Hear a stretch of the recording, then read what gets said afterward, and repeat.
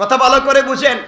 রাসূল সাল্লাল্লাহু আলাইহি ওয়াসাল্লাম যখন জন্ম নিতে গেলেন, মা আমিনার গর্ভে রাসূল যেদিন আসবেন, আব্দুল্লাহ পৃথিবীতে নাই। শোনেন আমার নবীজি কেমন ছিলেন, জন্মের আগে তার অবস্থান কেমন ছিল। রাসূল সাল্লাল্লাহু আলাইহি ওয়াসাল্লাম যেই দিন যেই সময়ে মা আমিনার গর্ভে এসেছিলেন, আসতে দেরি হয়েছে, আমিনার শরীর থেকে জান্নাতি মিশকে আম্বর বের হতে দেরি হয়। নবীজি আগমনের আগের কথাগুলো বলতেছি। পুরা বডি থেকে মিশকে আম্বরের ঘ্রাণ বের হচ্ছিল, গোটা মক্কায় বলা বলি হচ্ছিল।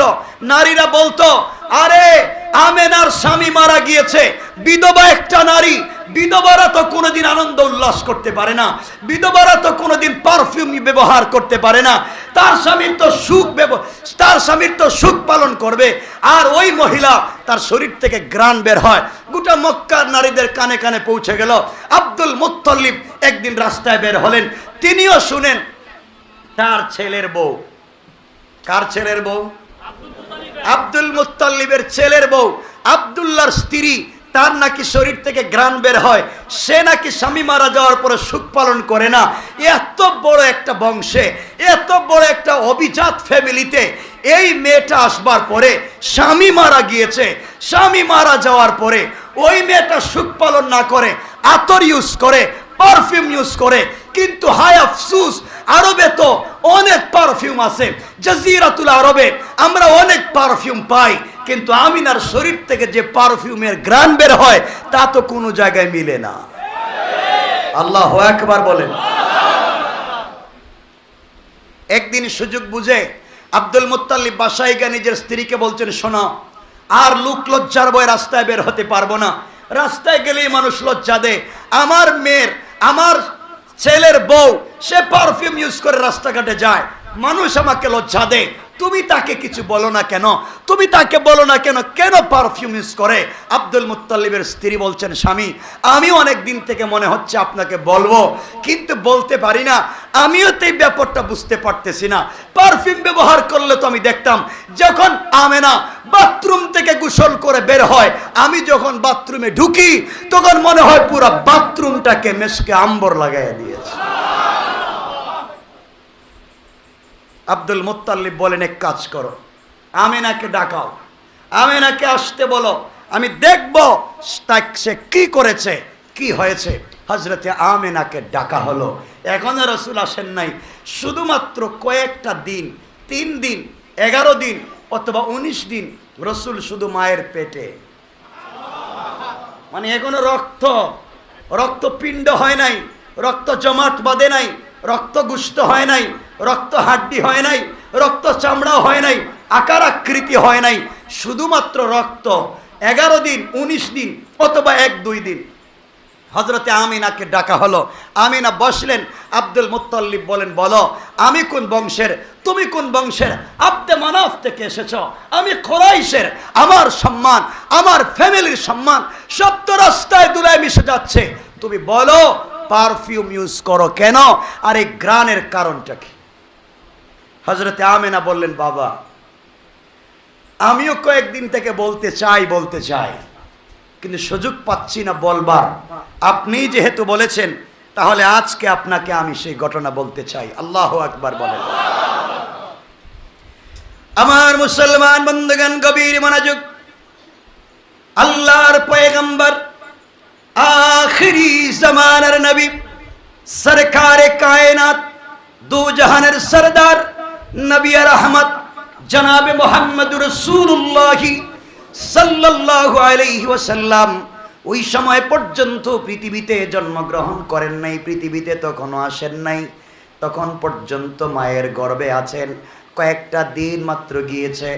আমেনা বলতে লাগলেন, আব্বাজান, তাহলে আপনি শুনে রাখেন, আমার শরীর থেকে ঘ্রাণ বের হয় না, আমি চামড়ার উপরে কোনো পারফিউম লাগাই না, আমি কাপড়ের মধ্যে পারফিউম লাগাই না। বাবারে, যেই দিন আমার গর্ভে আমি বুঝতে পেরেছি কোন সন্তান এসেছে, ওই দিন থেকে যত পারফিউম আর ঘ্রাণ পান, ওগুলা আমার থেকে আসে না, পেটের ভিতরটার ঘ্রাণ এসে যায়। বাবা, আমি বলতে পারি না পেটের ভিতর থেকে ঘ্রাণ কোত্থেকে আসে। বাবা, আর অনেক ঘটনা আছে, বলতে চাই। আব্দুল মুত্তালিব মুত্তালিব বললেন, তাহলে আমি শুনতে চাই, বলো কি হয়েছে? আমেনা বলছেন, বাবা তাহলে শুনেন, আমি আপনার কাছে অনেকগুলা জিনিস আজকে বলতে চাই। বাবা, যেই দিন আমার সন্তান আমার পেটে এসেছে, ওই দিন 4 জন মহিলা গভীর রাত্রে আমার সঙ্গে দেখা করতে এসেছেন। 3 জনের নাম বলবো বাজান, একজনের নাম বলবো না। ওই 3 জন মহিলা গভীর রাত্রে আমাকে এসে ঘুম থেকে উঠায়া তারা তাদের পরিচয় দিলেন, আমার কপালে চুম্বন করলেন, আমার গলায় মালা পরাইয়া দিলেন, আর বললেন, শোনো, তোমাকে বলে রাখি, যার জন্যে আজকে আমরা এতদিন থেকে কষ্ট পাচ্ছি, তিনি তোমার পেটে চলে এসেছেন, জান্নাতে তিনি আমাদের স্বামী হয়ে যাবেন। পড়েন সুবহানাল্লাহ। আব্দুল মুত্তালিব দাঁড়িয়ে গেলেন, কি বলতে চাও বলো? হযরতে আমেনা বলছেন, বাবা তাহলে শুনেন, যিনি আমার সঙ্গে দেখা করতে এসেছিলেন একজন হলেন ঈসা আলাইহিস সালামের মা হযরতে মারিয়াম। আল্লাহু আকবার বললেন না?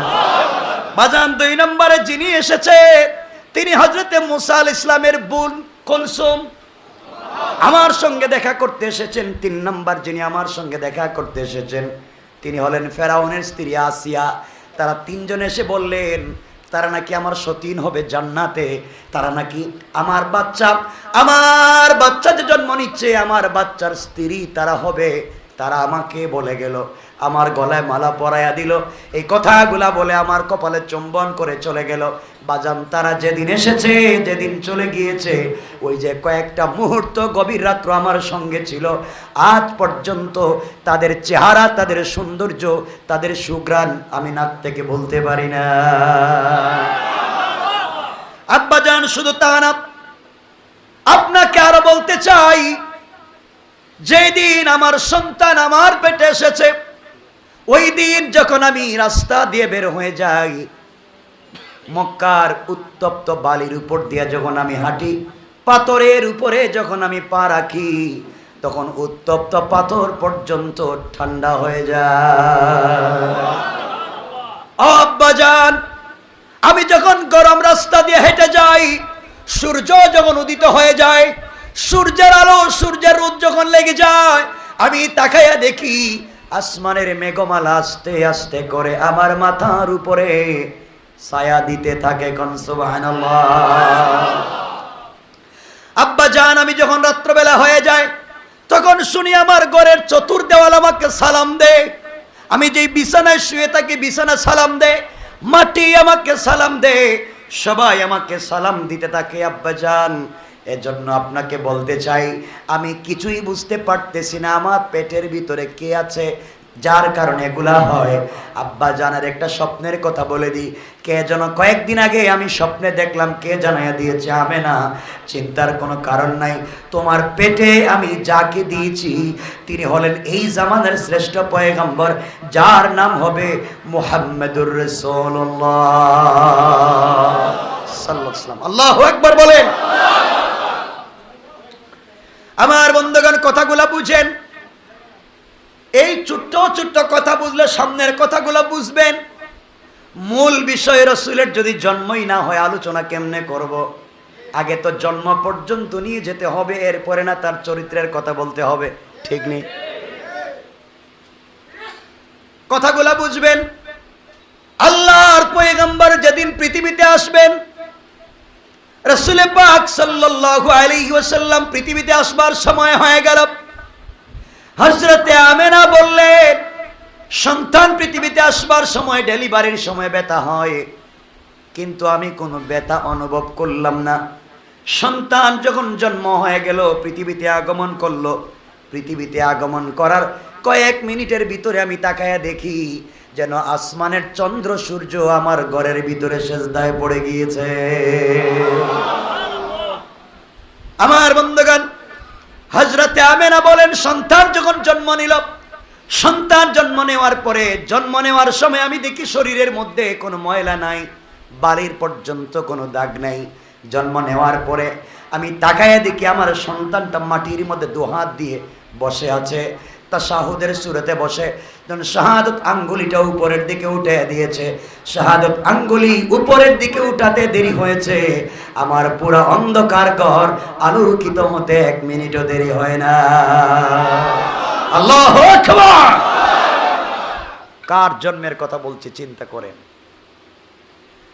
হযরতে আমেনা বলেন, রাসূল পাক সাল্লাল্লাহু আলাইহি ওয়াসাল্লাম জন্ম নেওয়ার পরে 1 ঘন্টার ভিতরে দেখা যায় হঠাৎ করে ঘরটা অন্ধকার হয়ে গেল। আওয়াজ তিনি শুনতে পাইলেন, গায়িবু হাদাত তিফিল, কে যেন আওয়াজ করে বলেছে বাচ্চাটাকে তোমরা গায়েব করে ফেলো, অদৃশ্য করে ফেলো। হযরতে আমেনা চোখের পানি ছেড়ে চিৎকার করে কাঁদতে লাগলেন, ব্যাপার কি, কেনই বা গায়েব করা হলো? আল্লাহ তাআলা জানায়া দিলেন, যেই দিন আমার বন্ধুকে পৃথিবীতে প্রেরণ করেছি ওই দিন আমি আল্লাহ গোটা পৃথিবীর সকল ফেরেশতাদেরকে একদিন পৃথিবীতে, শুধুমাত্র একদিন গোটা পৃথিবীর ফেরেশতাকে সকল কাজ থেকে আমি আল্লাহ ছুটি দিয়েছি। কোন সুবহানাল্লাহ, আল্লাহু আকবার। সব আনন্দের জিনিস, এখনো পালনের কিছু আসেনি, সব বলতে পারবেন।